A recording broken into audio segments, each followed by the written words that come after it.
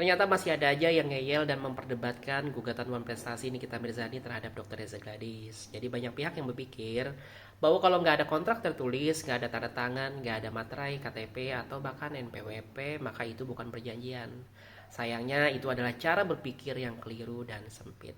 Nah, di dalam hukum perdata, perjanjian itu tidak terbatas pada kontrak kerjasama yang formal, tapi perjanjian dalam KUA Perdata itu mencakup hal yang sangat luas. Bahkan yang tanpa surat, tanpa akta, dan tanpa dokumen resmi sekalipun. Jadi, transaksi jual beli, sewa menyewa, bahkan hibah itu termasuk dalam wilayah perjanjian. Coba kalian bayangkan, ibu-ibu belanja sayur di pasar untuk membeli ayam, cabai, dan tomat. Apakah itu harus pakai akta notaris dulu biar sah? Nah, kemudian kamu sedekah Rp1.000 di kotak amal. Apakah kalian perlu perjanjian tertulis bahwa uang itu tidak boleh dibelikan permen agar sah? Jelas tidak kan, tapi semua itu termasuk perjanjian yang sah secara hukum. Karena memenuhi unsur-unsur seperti sepakat, cakap, kemudian objek yang jelas, kemudian sebab yang halal.